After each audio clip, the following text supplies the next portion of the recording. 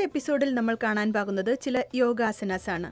ഇത് അയ്യങ്കാർ യോഗയെ സ്പെസിഫിക് ആയി ഡിസൈൻ ചെയ്തതാണ്, ആർത്തവത്തിനായി. ഒരുപാട് സ്ത്രീകൾക്ക് ഇതുപോലെയുള്ള സമയത്ത് വയറുവേദന, മസിൽ പെയിൻ, തലകറക്കം, ഛർദില് ഇതുപോലെയുള്ള കാരണങ്ങളാൽ അവർ യോഗ പ്രാക്ടീസ് ചെയ്യാറില്ല. പക്ഷെ നമുക്ക് പ്രാക്ടീസ് ചെയ്യാവുന്ന ഒരുപാട് ആസനാസ് ഉണ്ട്. നമുക്ക് ചില ആസനാസ് അവോയ്ഡ് ചെയ്യാവുന്നതാണ്, അതായത് ശീർഷാസനം, സർവാംഗാസനം, പിന്നെ ചില ആം ബാലൻസസ്. എന്നാൽ നമുക്ക് പോയി ഇതുപോലെയുള്ള ചില ആസനാസ് പ്രാക്ടീസ് ചെയ്യാം. എങ്കിൽ നമുക്ക് ആദ്യം തുടങ്ങാം ഉദിത ഹസ്ത പാദംകുഷ്ടാസനയിൽ നിന്ന്. ഇത് പീരിയഡ്സ് ടൈമിൽ ഉണ്ടാവുന്ന വയറുവേദനയിൽ നിന്ന് നല്ല റിലീഫ് നൽകുന്നു. നമുക്ക് തറയിൽ നിന്നും ഇതുപോലെ ഒരു ബ്ലോക്കിലേക്ക് കയറി നിൽക്കാം. ഈ റോപ്പിൽ പിടിക്കാം.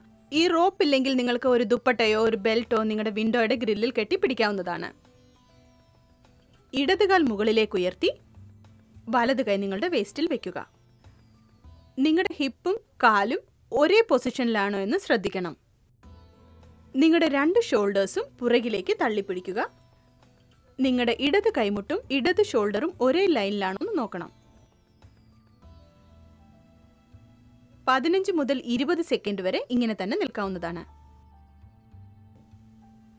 നമ്മൾ ചേഞ്ച് ചെയ്യുന്നതിന് മുൻപ്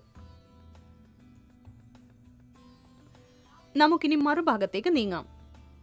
ഇടതുകാൽ ബ്ലോക്കിന് മുകളിൽ വെച്ച് വലതുകാൽ മുകളിലേക്ക് ഉയർത്തുക.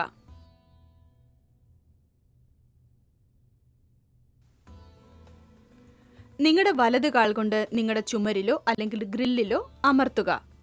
വലതു തുട പുറത്തേക്ക് തള്ളുക. നിങ്ങളുടെ ലെഫ്റ്റ് ഹിപ്പിന്റെ ബാലൻസ് തെറ്റിപ്പോകുവാൻ സാധ്യതയുണ്ട്. അതുകൊണ്ട് രണ്ട് ഹിപ്പ് സോക്കറ്റ്സിന്റെയും പൊസിഷൻ ഒരേ നിലയിലാണോ എന്ന് ശ്രദ്ധിക്കണം. ഈ രണ്ട് പൊസിഷനും 20 സെക്കൻഡ് വരെ 2 പ്രാവശ്യം ചെയ്യേണ്ടതാണ്. നമ്മുടെ അടുത്ത ആസനം സപ്പോർട്ടഡ് അർദ്ധചന്ദ്രാസനമാണ്. നമുക്കാവശ്യമുള്ളതൊരു ഇഷ്ടികയും പ്ലെയിൻ വാളുമാണ്. നമ്മുടെ വലതുകാൽ 90 ഡിഗ്രി മുൻപിലേക്ക് വെക്കുക. വലത് കൈപ്പത്തി ഇഷ്ടികയിൽ വെക്കുക. കൈപ്പത്തി ഇഷ്ടികയിൽ അമർത്തിക്കൊണ്ട് ഇടതുകാൽ മെല്ലെ മുകളിലേക്ക് ഉയർത്തുക. വേണമെങ്കിൽ ഇതുപോലെ ഒരു കയർ ഉപയോഗിക്കാവുന്നതാണ്. കൈ ഇതുപോലെ വേസ്റ്റിൽ വെക്കുക. ഇത് നിങ്ങളുടെ തുടയുടെ ഉൾഭാഗം വികസിക്കുവാൻ സഹായിക്കുന്നു. മാത്രമല്ല വയറുവേദന കുറയുവാനും സഹായിക്കുന്നു. വലത് കൈ മുകളിലേക്ക് ഉയർത്തുക. അതിനുശേഷം ചുമരിലേക്ക് ചേർന്ന് നിൽക്കുക. ഇതേപോലെ ഒരു 30 സെക്കൻഡ്സ് അങ്ങനെ തന്നെ നിൽക്കുക. രണ്ട് ഭാഗത്തും ഇത് റിപ്പീറ്റ് ചെയ്യുക. നമ്മുടെ അടുത്ത ആസനമാണ് സുപ്ത ബദ്ധകോണാസനം. അതിന് നമുക്കൊരു തലയണയും ഒരു പുതപ്പും ഒരു ബെൽറ്റും ആവശ്യമാണ്. നിങ്ങൾക്ക് ബെൽറ്റ് ഇല്ലെങ്കിലും ഈ ആസനം ചെയ്യാവുന്നതാണ്. ഇത് നമ്മുടെ യൂട്രസിന് നല്ല റിലാക്സേഷൻ നൽകുന്നു. സ്ത്രീകൾക്ക് ആർത്തവ സമയത്ത് മനസ്സിന് നല്ല ഒരു കംഫർട്ടും നൽകുന്നു. ഈ ബെൽറ്റ് നമ്മുടെ വേസ്റ്റിലൂടെ ഇട്ട് കാൽ ഇതുപോലെ ഉള്ളിലേക്ക് കടത്തുക.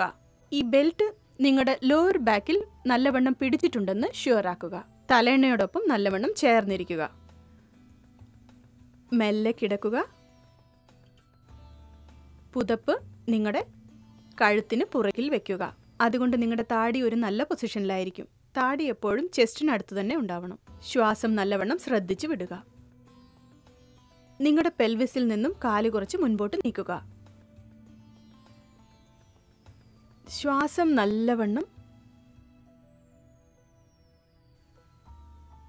ശ്രദ്ധിച്ചു വിടുക.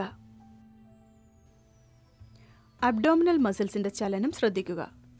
മുകളിലേക്ക് പോകുമ്പോൾ ശ്വാസം പുറത്തേക്ക് വിടുമ്പോൾ മാറ്റിൽ നല്ലവണ്ണം ചേർന്ന് കിടക്കുക.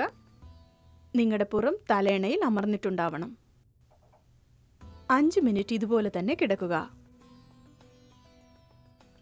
നിങ്ങളുടെ ആർത്തവ സമയത്ത് ഇത് വളരെ പ്രയോജനകരമായിരിക്കും. ഒരു ദിവസം മുഴുവനും നിങ്ങൾക്ക് നല്ല ഉന്മേഷവും ഫ്രഷ്നെസ്സും ആ ദിവസം മുഴുവൻ കിട്ടുന്നതാണ്.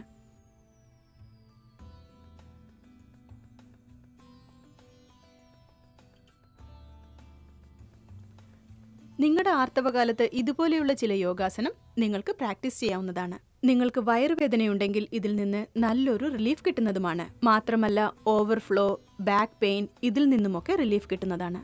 ഇനി വരുന്ന എപ്പിസോഡ്സിൽ നമുക്ക് ഇനിയും ഒരുപാട് യോഗാസനം കാണാവുന്നതാണ്. ഞങ്ങളുടെ ചാനൽ സബ്സ്ക്രൈബ് ചെയ്യുവാൻ മറക്കരുത്. താങ്ക്